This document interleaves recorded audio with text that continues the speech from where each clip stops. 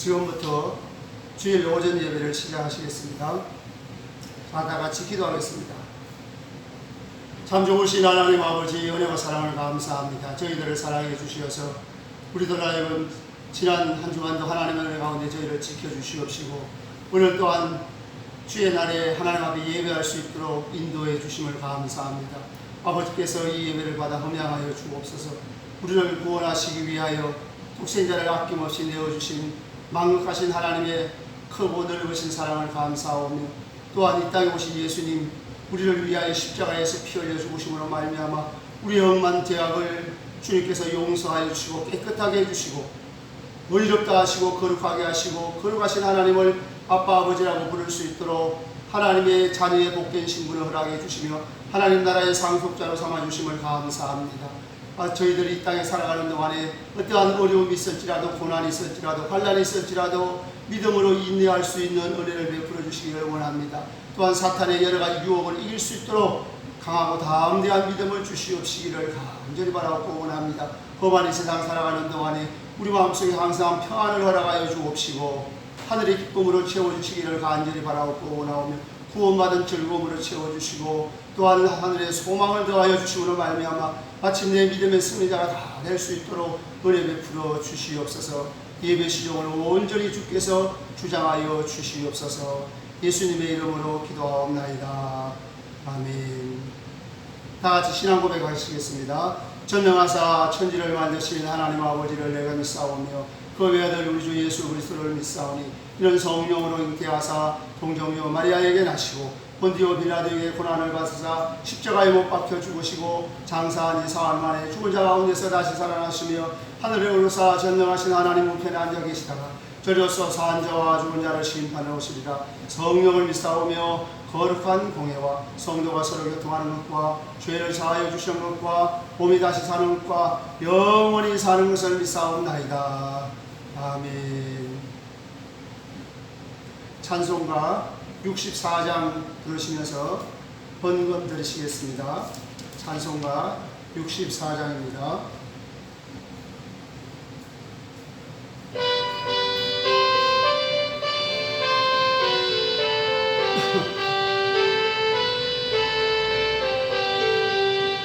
기뻐하며 경배하세 영광 예수 하나님, 주 앞에서 우리 마음 깨어나는 곳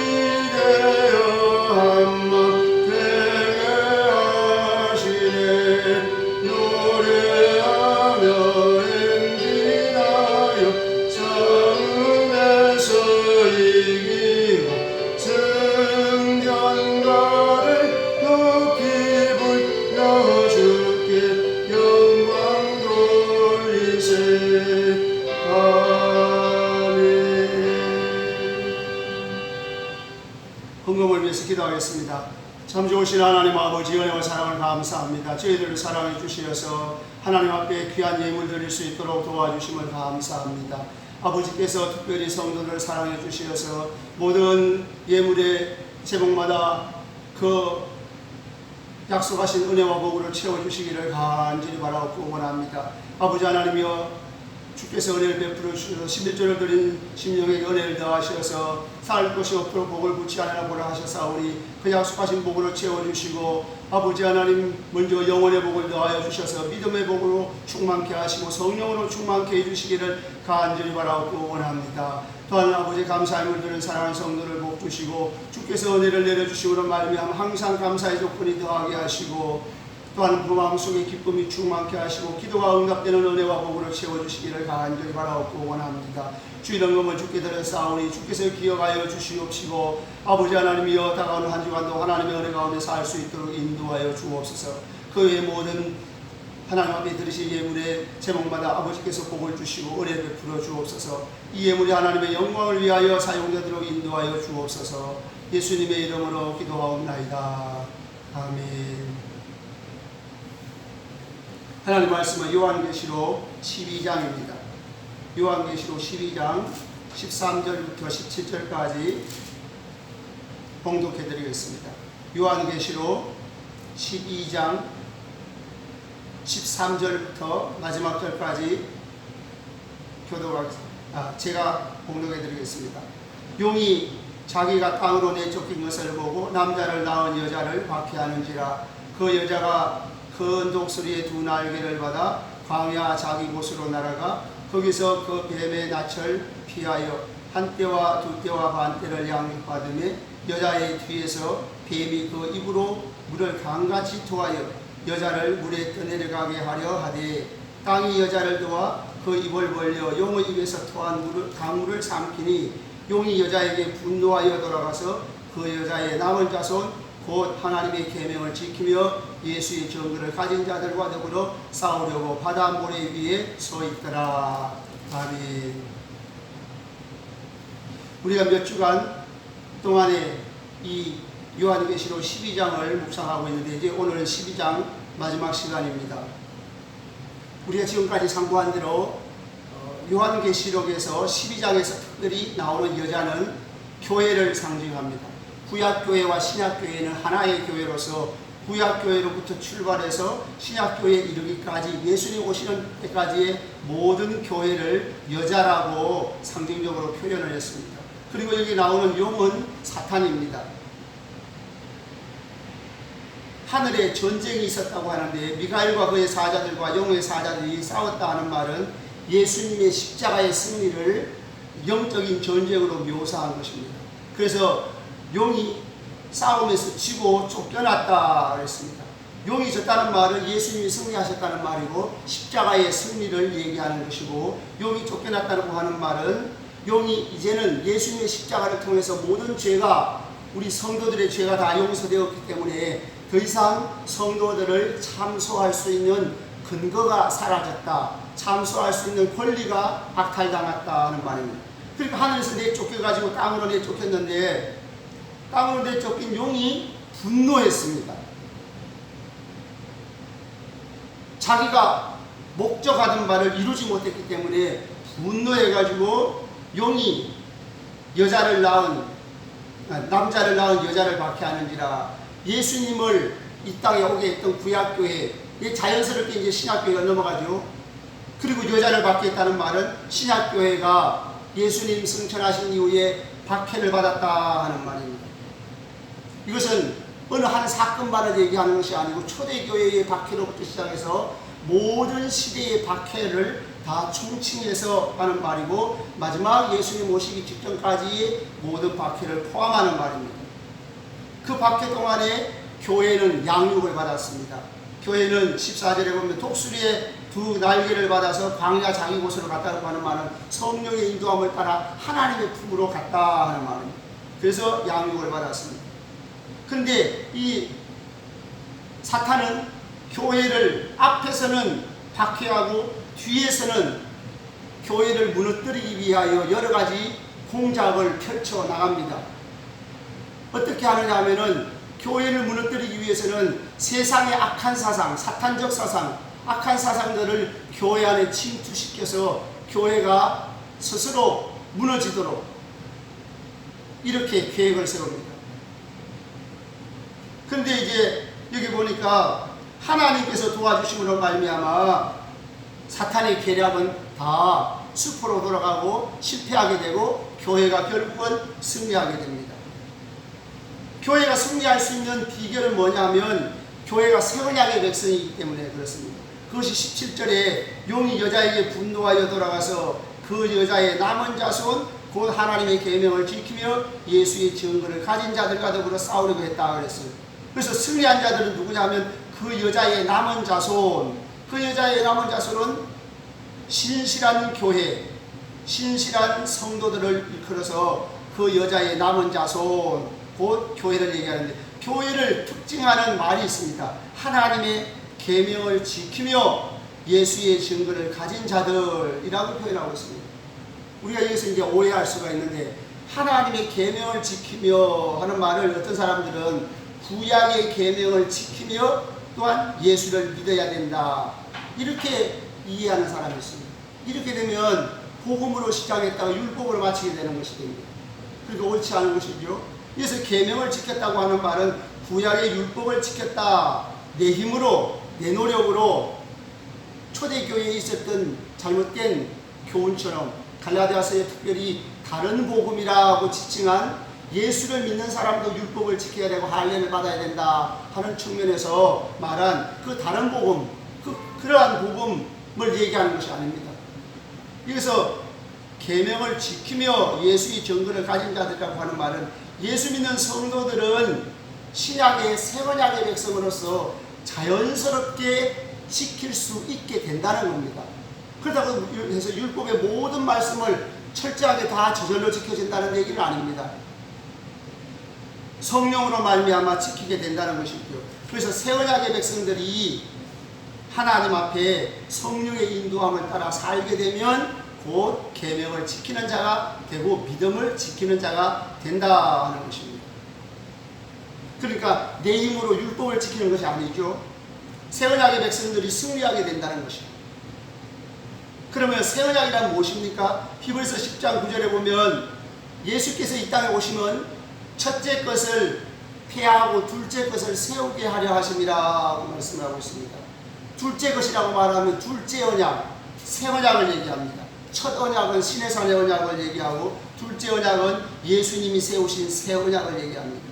누가복음 22장 19절부터 20절까지 보면 예수님께서 마지막 만찬을 행하시면서 떡을 주시고 이것은 내 몸이다, 또 잔을 나누시고 이것은 내 피로 세우는 새 언약이다 라고 말씀하십니다.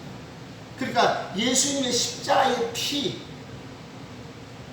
피로 세우시는 새 언약, 이 새 언약은 예수님께서 십자가에서 우리 죄를 위하여 고난받으시고 모든 죄를 다 용서하시고 틀림없이 구원해 주겠다라고 하신 언약입니다. 하나님 편에서는 예수님의 십자가를 통해서 새 언약을 다 이루셨습니다. 성취하셨습니다. 그러니까 누구든지 예수를 믿으면 죄를 용서받고 구원을 받게 되는 것입니다. 그러면 새 언약의 백성들은 하나님의 은혜로 하나님을 믿게 되고 예수님을 믿게 되고 하나님 말씀대로 순종하며 살아갈 수 있게 되는 거죠. 구약의 성도들처럼 자기의 힘으로 자기의 노력으로 말씀을 지키려고 하는 게 아니고 성령이 오셔서 저절로 지킬 수 있게 해 주시겠다는 거예요. 그래서 하나님 편에서는 십자가로 이루셨지만은 우리 편에서는 어떻게 이것을 적용하시는가? 다시 말하면 어떻게 새 언약의 백성이 되도록 하시는가? 저와 여러분을 하나님이 새 언약의 백성 삼으셨는데 새 언약의 백성이 되도록 하시는 방법, 첫 번째로는 뭐냐 하면 성령으로 하나님의 사랑을 우리에게 부어주십니다. 하나님 말씀 로마서 5장 5절을 보면은 로마서 5장 5절 제가 읽어보겠습니다.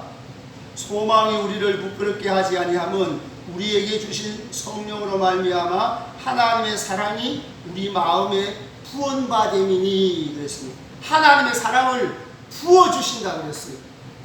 그러니까 흠뻑 적도록 하나님의 십자가의 사랑을 우리 마음속에 흠뻑 적셔서 우리 마음이 십자가의 사랑으로 흠뻑 젖어들도록 하나님의 사랑을 우리에게 부어주신다 그랬습니다. 하나님의 사랑을 부어주시면 성령으로 말미암아 하나님을 믿게 되고 예수님의 복음을 믿게 됩니다. 그래서 성령으로 말미암아 믿게 하시고 인을 쳐주십니다. 에베소서 1장 13절에 보면은 에베소서 1장 13절을 제가 읽어보겠습니다. 에베소서 1장 13절에 보면 그 안에서 너희도 진리의 말씀 곧 너희 구원의 복음을 듣고 그 안에서 또한 믿어 약속의 성령으로 인치심을 받았으니 그랬습니다. 그러니까 성령을 보내주시면 복음을 듣게 되고 그 안에서 믿게 됩니다. 그 약속의 성령을 우리 마음에 도장을 찍어주셔요. 너는 내 것이다. 너의 모든 죄는 내가 용서받고 내가 너를 샀다. 너는 내 백성이다. 하고서 우리 마음에 성령으로 보정이 되시고 인을 쳐주십니다. 그래서 우리를 믿게 하십니다. 그러면 우리 마음속에 믿게 하시는 성령을 따라서 우리들은 어떻게 됩니까? 우리들은 성령으로 말미암아 예수님을 영접하게 되는 것입니다. 그래서 요한복음 1장 12절에 영접하는 자 곧 그 이름을 믿는 자들에게는 하나님의 자녀가 되는 권세를 주셨으니 그랬습니다. 이것이 내가 믿는 게 아니고 성령께서 믿게 하시는 겁니다. 그러면 예수님을 영접하는 것이 믿는 것이죠. 그걸 영접하며 믿으면 예수님이 우리 안에 계십니다. 예수님이 우리 안에 계신다는 말은 성령이 우리 안에 오셨다는 말, 하나님이 우리 안에 오셨다는 말이에요. 그래서 우리 안에 오신 성령님은 요한복음 14장 16절부터 17절까지 보면은 우리 안에 우리와 함께 계시고 우리 안에 계시고 영원토록 떠나지 않고 같이 계신다고 말씀을 하십니다. 그러니까 성령님은 한 번 오신 성령님은 구원의 완성이 이럴 때까지 절대로 떠나지 않습니다. 오시는 성령님은 또 어떤 일을 하십니까? 우리 마음에 하나님의 법을 기록하십니다. 히브리서 8장 10절에 보면은 새 언약의 백성들에게 성령으로 말미암아 하나님의 법을 기록한다고 그랬어요. 다 같이 히브리서 8장입니다. 히브리서 8장 10절을 읽어보겠습니다. 히브리서 8장 10절을 제가 읽겠습니다. 또 주께서 이르시되 그날 후에 내가 이스라엘 집과 맺을 언약을 이것이니 내 법을 그들의 생각에 두고 그들의 마음에 이것을 기록하리라. 나는 그들에게 하나님이 되고 그들은 내게 백성이 되리라. 성령이 오셔서 하나님의 법, 하나님의 말씀을, 하나님의 약속을 우리 마음에 두고 우리 마음에 이것을 기록하리라 그랬습니다. 하나님의 말씀을 우리 마음속에 기록을 해놓는다. 왜 기록을 할까요? 항상 기억하도록 우리 마음에 새겨놓는 거예요. 그래서 새 언약의 백성들은 성령이 오셔서 항상 하나님 말씀 우리 마음속에 기록을 해놓는 거죠. 왜 기록을 해놓습니까? 생각나도록. 그래서 요한복음 14장 26절에 보면 성령이 예수님의 말씀을 가르쳐 주시고 생각나게 해주신다라고 말씀을 하십니다. 그리고 요한복음 16장 13절에 보면은 우리를 진리 가운데로 성령께서 우리를 진리 가운데로 인도해 주신다고 말씀하십니다. 그러니까 내 힘으로 하나님 말씀 지키는 게 아니에요. 성령이 진리 가운데로 인도하시면 우리는 따라가면 되는 겁니다. 그래서 요한복음 10장 27절에 양은 목자의 음성을 듣나니 그랬습니다. 양은 목자의 음성을 듣게 됩니다. 목자 대신 예수님이 성령으로 하시는 말씀을 듣게 되는 거예요. 그래서 요한계시록 14장 4절에 보면 구원받은 사람은 어린 양이 어디로 인도하든지 따라가는 자다 그랬습니다. 어린 양이 어디로 인도하든지 따라간다는 말은 성령의 감동을 따라 산다 하는 말씀입니다. 이거를 다르게 표현하면 나는 죽고 예수의 생명으로 산다는 말. 로마서 6장 4절부터 6절까지 보면 그 말씀 속에 우리가 세례를 받을 때에 예수님과 함께 죽고 예수님의 생명으로 다시 살아나게 된다. 예수의 생명으로 살게 됐다고 말씀합니다. 갈라디아 2장 20절에는 내가 그리스도와 함께 십자가에 못 박혔나니 그런즉 이제는 내가 사는 것이 아니요 오직 내 안에 그리스도께서 사실 것이라. 이제 내가 육체 가운데 사는 것은 나를 사랑하사 나를 위하여 자기 자신을 버리신 하나님의 아들을 믿는 믿음 안에서 사는 것이라. 나는 죽고 예수의 생명으로, 예수님이 내 안에 계셔서 예수의 생명으로 살아가는 삶이 새 언약의 백성의 삶입니다. 이렇게 되면 저절로 하나님을 사랑하게 되는 거예요. 베드로전서 1장 8절처럼 우리가 예수님을 보지 못했지만은 예수님을 사랑하게 됩니다. 요한계시록 12장 11절에도 믿음의 승리자들은 자기 목숨을 아끼지 않는 자, 사랑하지 않는 자, 자기 목숨을 사랑하지 않고 예수님만 사랑하는 자, 저절로 예수님을 사랑하게 되는 것입니다. 하나님의 말씀이 내 마음속에 기록이 되었으니 이웃을 사랑하는 것도 저절로 나타나게 된다는 겁니다. 그래서 하나님의 말씀을 지키고 믿음을 지키는 자가 됩니다. 그래서 오늘 본문 말씀에 17절에 요한계시록 12장 17절에 하나님의 계명을 지키며 예수의 정근을 가진 자들이 바로 새 언약의 백성, 신약의 신실한 성도, 모든 구원받은 성도들은 다 새 언약의 백성입니다. 그러니까 모든 구원받은 성도들은 다 성령이 오셔서 성령이 우리를 진리 가운데로 인도하여 주셔서 하나님 말씀을 지키고 믿음을 지킬 수 있도록 해주시겠다는 거예요. 그러면 여기서 중요한 게 뭐냐면 이렇게 새 언약의 백성이 되는 최선의 방법이 뭘까요? 물론 하나님께서는 성령을 부어주셔요. 그럼 우리는 아무것도 안 해도 되나요? 우리 편에서 해야 될 일이 있습니다. 그것이 바로 고린도후서 3장 18절의 말씀입니다. 고린도후서 3장 18절 한번 읽어보겠습니다. 고린도후서 3장 18절 제가 읽습니다.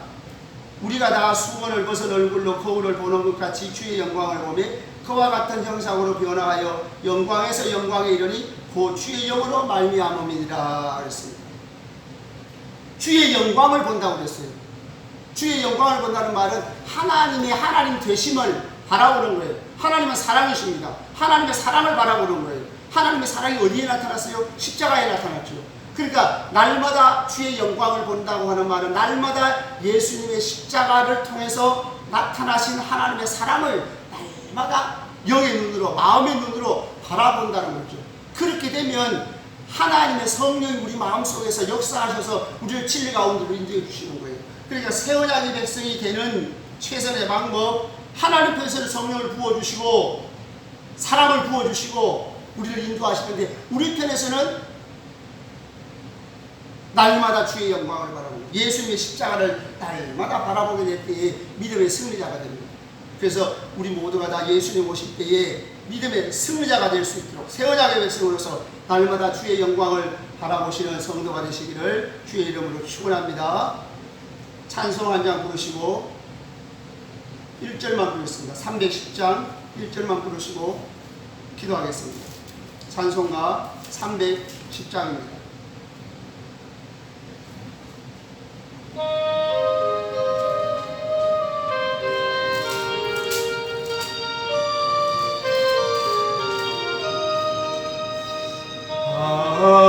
하나님의 은혜로 있을 데 없는 자 왜 구속하여 주는지 난 알 수 없도다.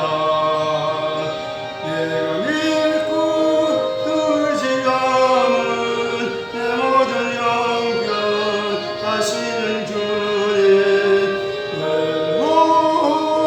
해주실 것을 나는 확실히 아네. 기도하겠습니다. 하나님 아버지 은혜와 사랑을 감사합니다. 저희들을 사랑해 주시어서 오늘도 저희들 주님 앞에 예배할 수 있게 도와주시고 우리로 하여금 고난 가운데서도 승리할 수 있도록 성령을 부어주시고 인도하여 주심을 감사합니다. 새 언약의 백성으로서 성령으로 충만케 하여 주시옵시고 우리로 하여금 날마다 주의 영광을 바라보며 믿음 안에서 성령의 인도함을 따라 하나님 말씀에 순종하고 믿음을 지키는 복된 성도들 되게 하여 주시옵소서. 그래야 우리 주님 재림하시는 날에 모두가 다 영원한 주님 앞에 영광의 나라에 들어갈 수 있도록 도와주시고 아버지 하나님 주님께서 우리 약속하신 천국의 영광을 누리는 복된 성도들이 다 될 수 있도록 은혜 베풀어 주시옵소서. 이제는 우리를 구원하시기 위하여 십자가 위에서 펴려 죽으신 우리 구주 예수 그리스도의 은혜와 우리를 구원하시기 위하여 독생자를 아낌없이 내어주신 하나님 아버지의 만극하신 사랑과 우리의 마음을 인도하심으로 말미암아 진리 가운데로 인도하셔서 하나님 말씀에 순종하고 믿음을 지킬 수 있도록 역사하시는 성령님의 은혜가 말씀 듣는 모든 성도들 머리 위에 지금부터 영원토록 함께 있을지어다. 아멘.